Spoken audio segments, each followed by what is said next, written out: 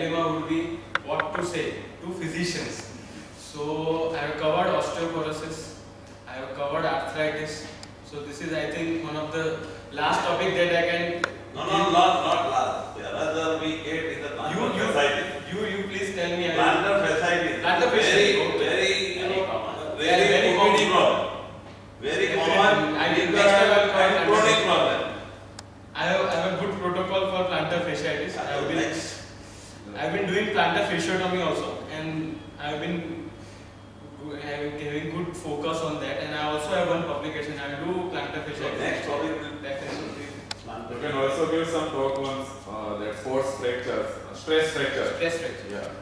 I'll do that. If you are done in sports medicine, and you will help everyone. Definitely. So it is the most common orthopedic problem in general practice following low back pain, and it accounts for 20 to 40% of the patient load in orthopedic OPD. Whenever we see the prevalence in the long term, 32% of women and 26% of men suffer shoulder pain only at least once in a lifetime after the age of 40 years. So it is a prevalent and very problem which has to be addressed. So why shoulder pain is difficult to treat, and why there is lot of chronicity? Because it has complex anatomy. It involves lot of joints, lot of muscles which cross the joint. This is a very flexible joint. It has 360-degree movements, so it makes it prone for wear and also leads to trauma, which gives stiffness. There are diverse etiologies which can cause this pain, and structural pathology may not give correct perception of pain. What I mean to say is, after 60 years of age, if you do MRI of all the asymptomatic patients, you see 20% of the patients with rotator cuff tears, but they do not have any symptoms. Vice versa, there are patients who have lot of stiffness, inability to move shoulder, and they do not show any structural pathologies, non-specific pains. So that way, giving radio imaging does not really help us in going for the treatment management. And the next question would be, why so many patients with atraumatic shoulder pain? Because now it has become lifestyle issues. So there are a lot of lifestyle related risk factors which is related to shoulder pain. It has a chronic course of pathology with very long and poor long-term outcome. And there are many common conditions which refers shoulder pain. So it gives very multiple origin pain to shoulder. When it comes to lifestyle evaluation, what I will say, previously females used to know their, used to keep on the shelf every heavy objects, and every now and then you have to perform. So the risk factors, of course, female, old age, genetic factors. It has been seen that cuff tears have a genetic predisposition. In the first degree relative, if you have rotator cuff tear, atraumatic, there are chances, 2 times higher chances than general population to have rotator cuff tear. There is hormonal influence. Calcitonin and female sex hormones does play a role. Lower calcitonin levels, lower calcium levels increases the chances of stiffness and eventually increases the chances of tear. Smoking is an inflammatory marker, so it increases inflammation, it increases the chances of bursitis. Alcohol also causes it gives shoulder pain, but by causing lymphadenopathy around the shoulder joint. Sedentary lifestyle, postural habits. Alcohol can lead to avascular necrosis? Yes, but evidence says shoulder avascular necrosis is not very. Steroid, it does cause atrophy of the muscle, as in medicines, lot of medicines. Right. Number 2, can that familial dislocation of shoulder? Habitual dislocations. Habitual dislocations as such painful નથી હોતા. And it is because એ લોકોનું જે hyperflexibility, because of hyperflexibility, they causes dislocation. And dislocation is a different entity. Because it is not always effect નથી થતી. Long term it causes arthritis. Arthritis can cause, right? I myself had shoulder pain due to writing for stress writing during the you have to write a lot of precision, you have to sign lot of papers. So that had happened to me in class lasted 9 months. That comes under postural habits. So 50% of the new onset shoulder pain takes at least 8 to 12 weeks to resolve, and rest 50% might take more than 1 year with recurrence and chronicity, and half of them are observed till the follow-up of 1 to 5 years. So the poor prognostic factors for shoulder pain are females, when there is history of recurrence after stopping the medications, if it is associated with neck pain, cervical spondylosis or radiculopathies, and when it is a referred pain from some other organ. And good prognostic factors are whenever there is history of trauma, whenever there is overuse history, and when patients present early and there is an acute onset. So what I mean to say is basically orthopedic causes are treatable, non-orthopedic causes are not treatable. Now, how frequently, C5 days present with shoulder pain and not the cervical pain? I did not understand. Is it? No, C5 radiculopathy. Present with shoulder pain, not the. It is very common because patients confuse. When they will present to us, they will say there is a shoulder pain, but on clinical examination, when we do look, feel, move, palpation and examination, then only we realize that it is not actually shoulder pain, but it is referred or radicular pain from the neck pain. So, but patient will not tell you, even if she has trapezius pain or even the upper back pain, they will describe that as shoulder pain only. So, I have divided the etiology in orthopedic causes and non-orthopedic causes. So, the orthopedic causes are all anatomical. This is a very simple diagram just to make seeing the structures around the shoulder, which involves a lot of joints. One is the glenohumeral joint, where the most of the shoulder movements occur. So, whenever there is a adhesive capsulitis or any other problems like loose bodies or arthritis of the glenohumeral joint, acromioclavicular joint, second most common involved joint after this is the acromioclavicular joint, after glenohumeral joint, where there is bursitis of the subacromial space, arthritis of the acromioclavicular joint, tear of the acromioclavicular or coracoclavicular ligament, and there is an impingement because of all this. There are a lot of anatomical variations in the acromial shape, which also makes patients prone for subacromial impingement and eventually shoulder pain. Sternoclavicular joint on the medial aspect, but that also causes, there is a lot of evidence that it gives refer pain up to shoulder. Scapulothoracic joint. So whenever there is a stiffness, patient tend to use the scapulothoracic joint. When they lift the whole of the shoulder, they move it like this. So this is the movement of scapulothoracic joint, not the shoulder joint per se, not the glenohumeral joint.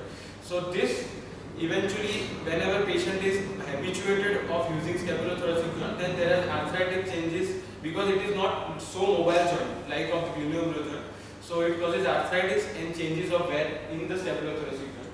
Rotator cuff tears, tendinosis, arthropathies, and there are a lot of bursa like subdeltoid bursa, subacromial bursa, subcoracoid bursa. So all the bursa, whenever there is an inflammation or general inflammatory condition like rheumatoid arthritis, spondylosis and ankylosing spondylitis, so there is a chances that there is a bursitis of all these bursas. Now, out of this, 6, 7 you say the orthopedic causes, which are the commonest? Apart from frozen. So when you do the flexion of the elbow, that the sound will go off because a position the biceps will relax.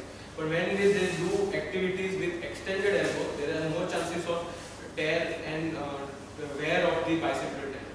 Bicep tendon originates from one head from scapula as well? Yeah, it comes from the upper glenoid tubercle and it goes and attaches over the radius. So it crosses two joints. It does not have any functional movements on shoulder, but since it crosses the shoulder, it is an intra-articular tendon. So whenever we do, I will show you in one of the arthroscopic images that it crosses the shoulder. So whenever we treat the patients of rotator cuff for rotator cuff repair or anything, first thing we do is bicipital tenotomy, and it does not give any functional comorbidities, but it gives good pain relief because that way. Staying biceps, giving inflammation and giving pain, it gives a lot of shoulder pain relief just by cutting down the tendon from its origin. Apart from knee and hip arthritis, how common is the shoulder? No, it is not very common. It is unless there is primary shoulder arthritis is not common. Following in rheumatoid arthritis, it is very common. Otherwise, it has to be secondary. maybe post-trauma or post-infection. Otherwise, primary is not common. Because good range of natural movements. Yeah. So these are all the non-orthopedic causes. I have divided into 4 major specialties, I would say. Gastrointestinal causes, all these are because of the Care sign, diaphragmatic nerve irritation, gallstone disease or liver abscess or peritoneal disease, or maybe iatrogenic because of laparoscopy or liver biopsy or splenic breakage. Cardiological causes, as you already know, myocardial ischemia, pericarditis, aortic dissection, pulmonary embolism. There are rheumatological causes like rheumatoid arthritis, psoriatic arthritis, ankylosing spondylitis, secondary arthritis. Neurological causes like radiculopathy coming from the cervical spine, plexal plexopathies, peripheral nerve injuries, which is peripheral nerve demyelination, which is seen in diabetes, and any tumor or Parkinson's. Even Parkinson's, there are a lot of patients with ongoing treatment of Parkinson's that come to us with shoulder pain. So, now we come to the difficult part, that is the diagnosis whenever there is a shoulder pain. So, clinical examination is very important. For clinical examination, what I see is look, feel, move. We compare it with the opposite shoulder first to see if there is any atrophy of the shoulder muscles. That says how long and how chronic is the problem. The next is the feel. Feel for the tenderness. There is a bicipital groove here on the just medial to the acromioclavicular joint, medial and inferior. There you can look for the tenderness of the bicipital tendinosis. Then move. There are 2 movements which is very important for a shoulder. One is active movement and one is passive movement. There are certain conditions where passive movement, that when we do the movement, there is full range of motion. But if we tell the patients to do the movement, patient is not able to do. That is very classical of rotator cuff tears. So whenever there is a supraspinatus tear, a patient will not be able to lift the shoulder. So supraspinatus, the abduction of the shoulder, abduction is the main movement of the supraspinatus, but it is very confusing. There are changing evidences about the abduction of the shoulder. Initially, when I was in MBBS, we used to think that it is done by supraspinatus from 0 to 90 degree. And after that, trapezius and deltoid takes over. But now the newer evidences are saying that from the 0 degree itself, the deltoid is working and supraspinatus only supports. There is more active movements than passive movements, then it can be related to rotator cuff tears. And the next would be X-ray. But doing X-ray is very risky because sometimes we might find some pathology which may not, patient might not have symptoms of that, because it is very common to have acromioclavicular arthritis on X-ray, but patient might not give you any symptoms of AC joint arthritis. Because as I said, this clinical and radiological discrepancies is lot there in the shoulder pathology. So Before going to imaging, what about palpation of the shoulder? Palpation, I told, there is a possibility of bicipital groove tenderness in bicipital tendinosis. Otherwise, apart from that, you can look for atrophy of the muscles, and then you have to come for movement. Any particular area needed to palpate for frozen shoulder, whether tenderness is there or not, anything like that? There will be diffuse tenderness over the arm, because eventually there will be deltoid atrophy in the frozen shoulder because of the underuse of their muscles. So, patient will typically tell you that patient has pain and tenderness over the deltoid region. Otherwise, there are no specific findings on palpation. It is more specific on movements when you see a lot of stiffness. So this is the normal shoulder X-ray, and one thing which can give us indirect evidence of any major shoulder pathology would be this Gothic arch. This is called Gothic arch. So the medial border of the humerus is in line with the medial border of the scapula. This is same like Shenton's line which is seen in the hip. So whenever there is a break in this Gothic arch, we have to suspect some of the pathology related to rotator cuff.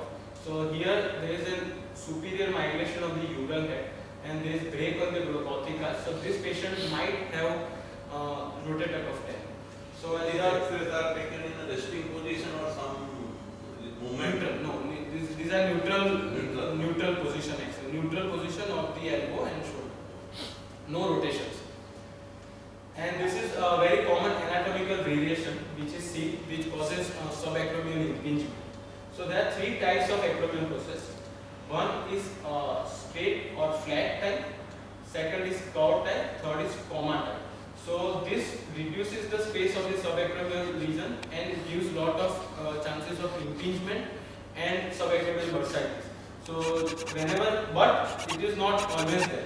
Like there are patients with grade type 2 of acromial process who might have more severe subacromial impingement than type 3. So it is all very subjective and we have to see clinically rather than depending on the radio imaging. And this is a classical case of arthritis of the shoulder, where there is loss of joint space over the glenoid and humerus and also subacromial space.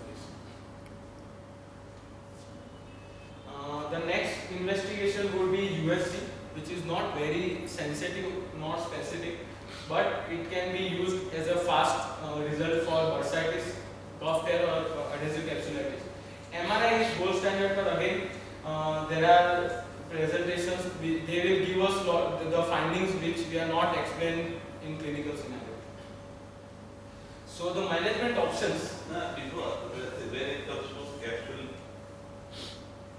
Adhesive, in frozen shoulder, we ask for that check for diabetes. Yeah. So my question on either way. There is How many percentage of diabetic patients are prone to develop adhesive it capsulitis? And if you find adhesive capsulitis, in how many percentage of patients you get that? Because without diabetes also it is common. It is common. 60 to 70% of the adhesive capsulitis is without diabetes. 30 to 40% is with diabetes. And in that also depends on the duration of diabetes. Because long term, basically what happens, high sugar. Patient present with and Yeah, it is very common. few months or few years they develop diabetes. Diabetes. It is very common. Whenever patient comes to us with adhesive capsulitis, first thing we do is get them the RBS. Because it is related, and the other is also thyroid. Not strong correlation like diabetes, but also thyroid is also very common because it causes proximal muscle weakness and that leads to stiffness eventually, and stiffness leads to capsule stiffness and eventually frozen shoulder like this. So this 30 to 40% of the patients, that it is always better in both the conditions. Do the control of diabetes Yeah, it improves. improves the cap? It improves. Yeah, they will tell, because we have seen and there are evidences that uncontrolled diabetes, longer duration of the diabetes causes more severe. There are three phases of frozen shoulder. Freezing, in the layman language, freezing, frozen and thawing stage. First of all, it is a self-limiting condition, frozen shoulder. We have to, our role is to limit the residual disability. That is our only role. Duration depends on the level. If the patient is diabetic, then the control of the sugar is very important to reduce the duration of the frozen shoulder total. Because it can vary from 6 months to 5 years. So first is the freezing stage. In that, patient will eventually slowly start to get stiffness and along with the pain. So first stage there will be lot of pain, and patient might have good movement. He may be able to do overhead abduction up to good external rotation, internal rotation, but patient will have a lot of pain. So only problem of not moving the shoulder will be pain in the initial cases. That is freezing phase. That lasts up to 6 months, maximum up to 6 months. After that, no matter what you do, gradually the pain comes down. But it is very important, and there is a major role of physiotherapy during these 6 months, because we don't want that shoulder to get atrophied and to get stiff. If that happens, then there is a stage which is going to come, which is frozen stage. In that, there will be more stiffness and less pain. So in that frozen stage, we have to again not focus on the analgesic and more focus on mobility of the shoulder joint. We have to encourage patient to move the shoulder no matter what. Use it for the routine daily activities, because after that once patient is trained for the scapulothoracic movement, they feel comfortable in doing that. And because this movement is painful, this is painless. So whatever even if you tell them to lift the cup of the tea, they will do like this. They will not do like this. So we have to avoid that in the frozen stage. And then there is a thawing stage where everything is recovering. But if there is no good physiotherapy, no good pain control during the first 2 phases, there is a possibility that the patient ends up having residual deformity. residual stiffness or residual arthritis, and that eventually on the longer run 5 or 6 years lead to secondary arthritis of the shoulder joint or rotator cuff arthropathy, which complicates things and may end up in having a shoulder replacement. So in which stage you do the manipulation? Manipulation, the ideal stage would be after 6 months, as in the frozen So stage. at the start of frozen stage. Frozen stage, yeah. And the pain reduces in frozen stage primarily because of now joint doesn't allow that movement. That is Both the factors. One is there is reduction in the inflammation also, and another is since the movement has reduced because of the stiffness, that also reduces the pain. But there are patients who comes to us early, and if we start good physiotherapy, what our goal should be that by the end of freezing stage, but it is not always. This is the longest period of the freezing stage. For some patients, freezing stage might stay up to 15 days only if they are doing good physiotherapy. Then directly they will shift to frozen stage. There are patients, if you do a good movement, if patient is well motivated, they might skip frozen stage. They directly might be in the thawing stage. So that is why it is a good role of physiotherapy in the early stages. Whenever the patient comes, hot water fermentation, short wave diathermy, good physiotherapy, and use the hand. Don't stop using the hand.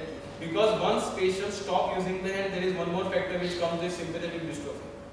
So CRPS. So that also comes into role. And when it comes, then there is all psychological factors comes into play. And then it becomes very difficult and resistant case to treat. what would be the earliest sign of freezing stage?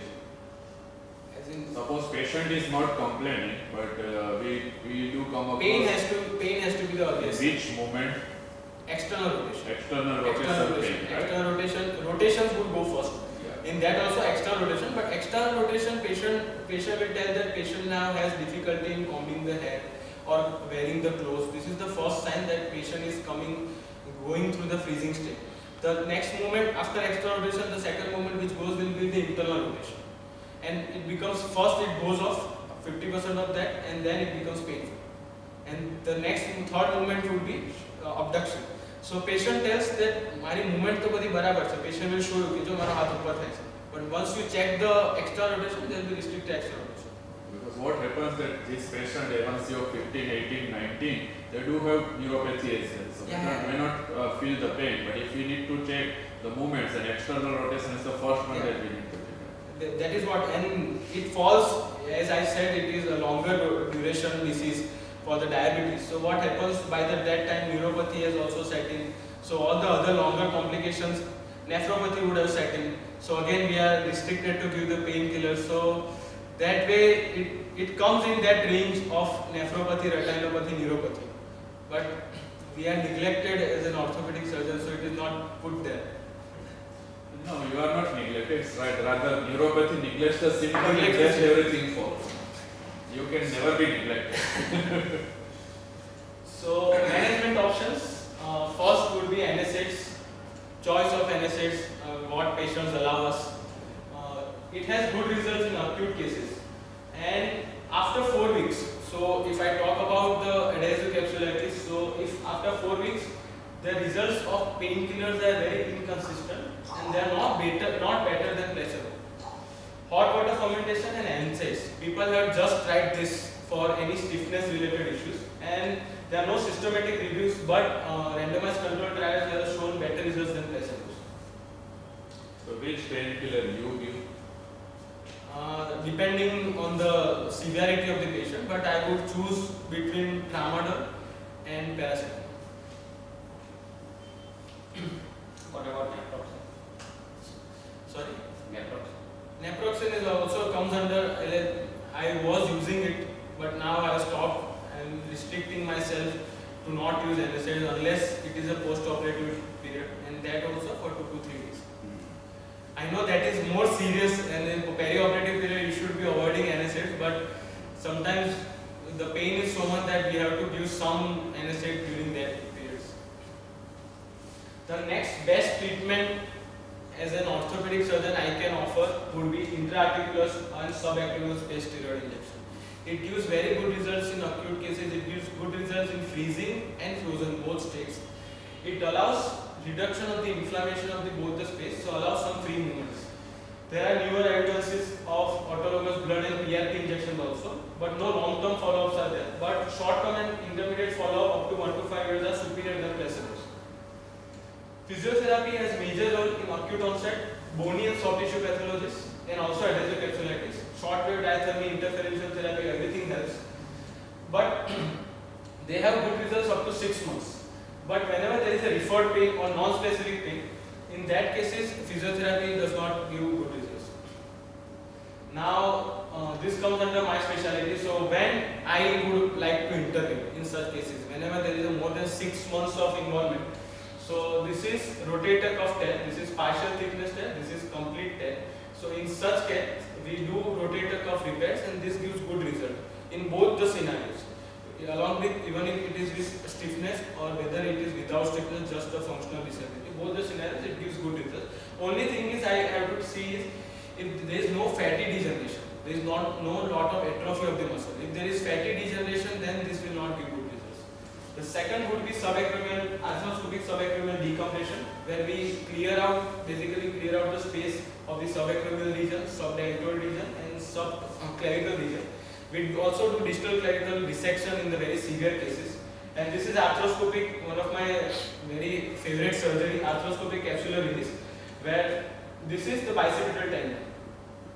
It is an intra-articular tendon, crosses the shoulder joint. This is humeral head, and this is tight capsule. So we just have to release the coracohumeral ligament and the inferior and the anterior capsule, and it gives good relief. So how you If check nothing the more- muscle atrophy pre-operatively, clinically or with MRI? Both.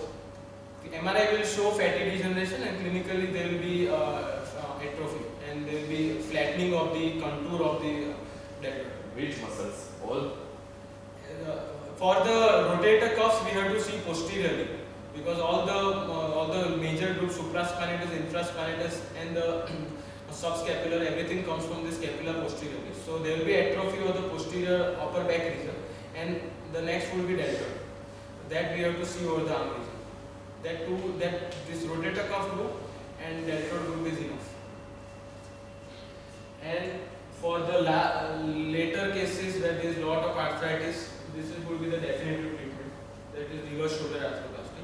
Most common indication for reverse shoulder arthroplasty currently is rheumatoid arthritis, but in the very later stages, or secondary arthritis post-rheumatoid.